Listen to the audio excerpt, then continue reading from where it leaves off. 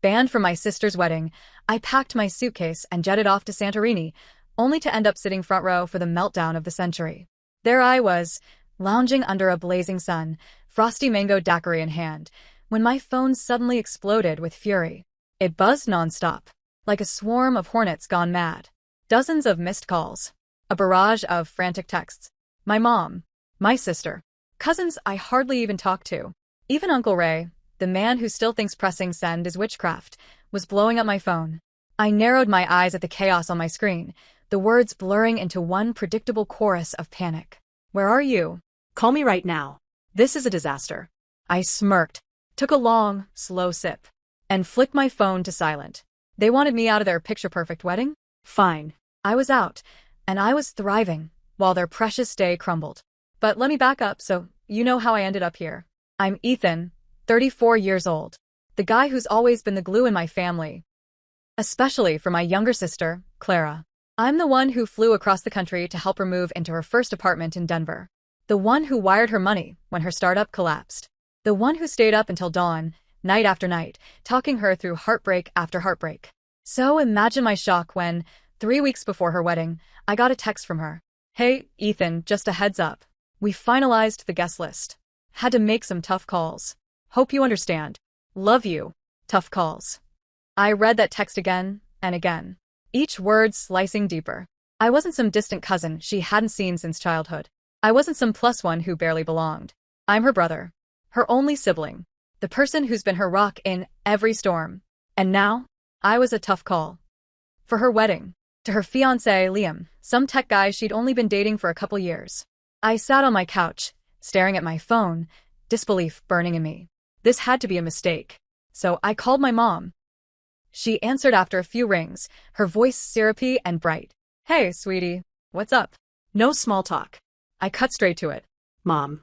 Clara just texted me. She says I'm not invited to her wedding. What the hell is going on? A pause. Just long enough to confirm it wasn't an error. Oh, honey, she sighed, slipping into that tone she always uses when she thinks I'm overreacting. It's just a wedding. Don't make a mountain out of it. Just a wedding. My stomach churned. Anger and hurt twisting together. Mom. I'm her brother. How am I not invited to my own sister's wedding? She made that little TSK sound like I was whining about a broken toy. It's nothing personal, Ethan. Guest lists are expensive. They probably figured you'd be fine sitting this one out. Fine, I said, my voice trembling. Mom, I've been there for Clara through everything. I helped her move states. I covered her rent when she was broke. I was the one who pulled her through after her breakup with Ryan. And now I'm not good enough to be at her wedding. Oh, Ethan, don't be dramatic, she said, exasperated. It's just one day. You're blowing this out of proportion. I let out a sharp laugh. Humorless. Out of proportion. I could already see how this would play out. Mom brushing me off. Clara sending a half-hearted apology later. And me, expected to swallow it and move on. Not this time. Something inside me snapped. If I wasn't important enough to be invited, then I wasn't important enough to care. I hung up, opened my laptop. If I wasn't going to Clara's wedding, I was going somewhere better. Somewhere that reminded me I wasn't just an afterthought. Within an hour, I booked a week at a 5-star resort in Santorini. Ocean view, private balcony, the works. By the time Clara's wedding weekend arrived, I was soaring above the clouds, champagne in hand, first class. I even posted a photo on Instagram. Legs stretched out, drink in hand, airplane window framing the sky. Caption. Guess I got cut from the guest list, but I'll survive. The comments rolled in. Cousin Jake sent a string of laughing emojis. Aunt May, the only sane one, commented, good for you, Ethan. Should have taken me with you. Best reaction? Mom. A stream of texts. Where are you? Are you seriously skipping your sister's wedding? This is petty. Ethan, this is petty. I wasn't even close to done. I sent her a photo of the Santorini shoreline. White sand, turquoise water, palm trees swaying. Then I turned off my phone. No guilt trips this time. For once, I was putting myself first. And it felt damn good. When I landed, the ocean breeze hit me like a wave of freedom. Salt air. Wildflowers. A sleek car whisked me to the resort. Cold towels. Sparkling water in the backseat. Already better than any wedding. The resort was a dream. Open-air lobby with towering palms. A mango cocktail in my hand before I even checked in. My suite, floor-to-ceiling windows, private terrace, a bed so soft it felt royal.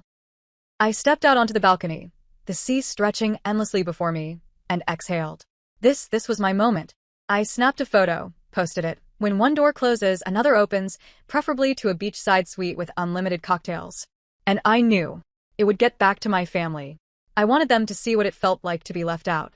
The first full day? Pure paradise. I ordered room service, fluffy waffles, fresh papaya, coffee so smooth it ruined every cafe back home. Then I did exactly what I wanted. No family drama. No obligations. Just me and the ocean. By mid-afternoon, I was stretched out by the infinity pool, daiquiri in hand, watching the waves roll in. Every so often, I peeked at my phone. Not to talk to family, God, no, but to soak in the reactions to my posts. Cousin Jake. Bro, where even are you? Aunt May. Okay, now you're just showing off. An old college buddy, dude. Invite me next time. But then I saw it, one notification that made me grin. Clara had viewed my story. Oh, now she was paying attention. I picture her in her bridal suite, sipping cheap Prosecco, stressing over flowers and seating charts, scrolling through Instagram, only to see me thriving. Good. I leaned back, took another sip, and thought, enjoy your wedding, sis.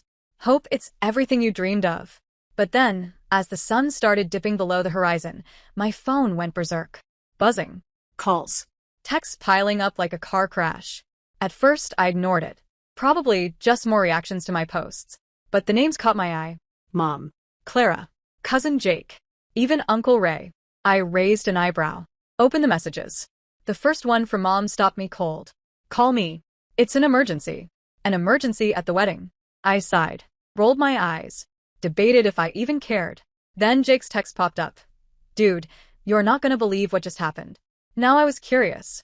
I scrolled through the flood, and with each message, a smirk spread wider across my face. The universe had just handed me the sweetest revenge I could have asked for. Clara's perfect wedding? It had gone down in flames. According to Jake, it all fell apart at the reception. Liam, the golden boy groom, stormed out mid-event. Apparently, he and Clara had gotten into a massive fight over her texting an ex at the rehearsal dinner. Liam lost it, ditched the venue, left Clara sobbing in her wedding dress. But it didn't stop there. Uncle Ray and my dad got into a screaming match, each blaming the other for the family disgrace. Grandma, bless her heart, started wailing that the wedding was cursed because I wasn't there. And the venue? Shut down the open bar early, just to contain the chaos. It was a full-blown train wreck. I stretched out on my lounge chair, sipping my drink, scrolling through the texts like they were comedy gold. Jake. Bro, you dodged a bullet. Mom, call me now. This is a family crisis. And then, the kicker. Clara herself. Ethan, please. Where are you? I need you. Oh, now I mattered. Now I was needed. I could practically hear Mom's voice too. Ethan, you've got to fix this. Clara's devastated. Nope. Not this time. I typed a single reply to Clara. Sorry. Busy enjoying my overreaction. Hope the wedding was fun. Then I blocked her number. Blocked Mom. Blocked Jake too, just in case he got sucked into their guilt trip vortex. I set my phone to do not disturb, waved over the waiter, and ordered another round. Let them spiral. I was in paradise. And nothing, not this time, was gonna ruin it. The next morning, I woke to the sound of waves crashing against the shore outside my balcony. The air smelled of salt and hibiscus. For one glorious moment, I forgot about the chaos back home. Then I checked my phone. Even with most of my family blocked, I had missed calls from random numbers. No doubt more relatives trying to break through. A couple voicemails slipped past the filter. Against my better judgment, I pressed play. First one, Mom. Her voice frantic. Ethan. I don't know what you think you're doing, but this is not the time for one of your tantrums. Your sister is heartbroken. We need you here. This family needs to stick together. Delete. Next, Clara. Her voice thick with tears. I don't understand why you're doing this. You're my brother. I need you. Please call me back. Delete. Then Jake, whispering like he was hiding in a closet. Dude. Just so you know, Mom and Aunt May are planning to ambush you when you get home. Also, Grandma keeps saying the wedding was cursed because you weren't there. It's comedy gold. That one I saved. I tossed my phone on the bed, walked out onto the balcony. The sun rising. Ocean glowing golden. Back home, my family was scrambling to pick up the pieces. Meanwhile, I was sipping espresso in a robe, savoring the best decision I'd made in years. Poetic, really. They made me feel like an outsider. Now they were begging for my help. I snapped a picture of my breakfast. Golden waffles, fresh pineapple slices, a mimosa sparkling like art, and posted it with the caption, "Starting the day stress-free. Hope everything back home's okay."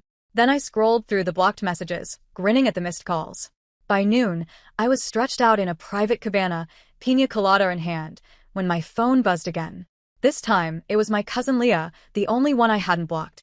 Her text lit up my screen. "Okay, I know you're mad and you've got every right, but you have to hear what happened after the wedding. Call me. You're going to love this." Leah's always been level-headed. If she said I needed to hear it, I knew it was worth picking up. So I dialed. She answered on the first ring, practically bursting.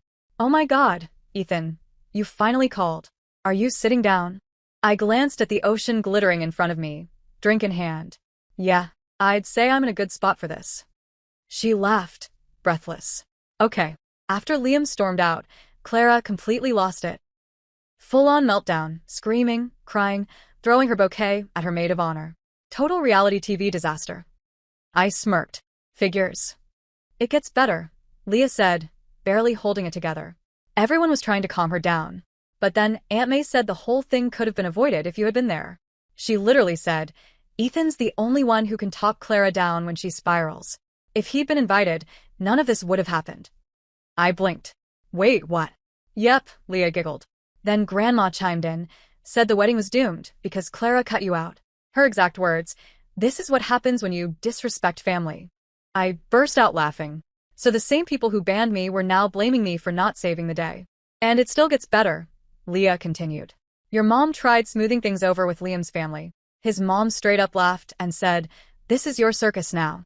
I had to set my drink down before I spilled it from laughing so hard. I asked, still chuckling, "So, where's Clara now?" Leah sighed. "Still crying. Still blaming everyone but herself. Last I heard, she's trying to plan some vow renewal thing, but Liam's not having it. She's a mess." I shook my head, grinning. "You know what the best part is?" "What?" I took a slow sip, let the silence hang, then said, "I don't care." Leah cackled. "I don't blame you. Enjoy your trip, Ethan. For what it's worth, you did the right thing." I hung up, more satisfied than I'd felt in years. They wanted a wedding without me? They got a disaster instead. I raised my glass to the sky, toasting the best decision I'd ever made. That night, I booked a sunset yacht cruise. Ate lobster by the water. Let the world fade away. At one point, I wondered if I should feel bad for Clara. Then I remembered how easily she cut me out. Nope. I snapped a photo of the sunset, posted it. Zero regrets. Turned my phone off again. Let them clean up their own mess. The next morning, I woke lighter than I had in years. No guilt. No drama. No family chaos to patch up. Just me, the waves, and freedom. Out of curiosity, I turned my phone back on. Big mistake. Notifications flooded in. "Mom, Clara, random aunts. Mom, stop acting like a child. Call me. Clara, you're so selfish. You ruined this for me." Another number, probably Aunt May. "We need to fix this family before it's too late." I laughed out loud. Almost impressive, how fast they went from excluding me to expecting me to save them. Then one message stood out. "Leah again. Heads up. Mom's planning a big family meeting when you get back." I laughed harder. A family meeting. They thought I'd just show up, let them guilt trip me, and act like nothing happened? Not a chance. I texted Leah back. "Thanks for the warning, but I'm not coming. Extending my trip." She replied instantly, "Wait, what? That's legendary. Tell me everything when you're back. Whenever that is." I grinned, opened my laptop, and extended my trip another week. No family. No drama. Just me, the ocean, and peace. I sent one last text to Mom and Clara before blocking them for good. "Oh, now you want me around?" Sorry. "I'm busy enjoying my overreaction. Have fun cleaning up your mess." Then I ordered another pina colada. Leaning back, I let the ocean breeze wash over me. They could keep their chaos. I was done being their savior. Forever. And that is how everything unfolded. If you've stayed with me through this story, thank you for listening. If you enjoyed it, I'd love for you to tap the like button. It really helps more than you know. And if you'd like to hear more stories like this one, don't forget to subscribe and maybe even turn on the little bell so you'll always know when a new one is ready. Until then, I'll see you in the next story.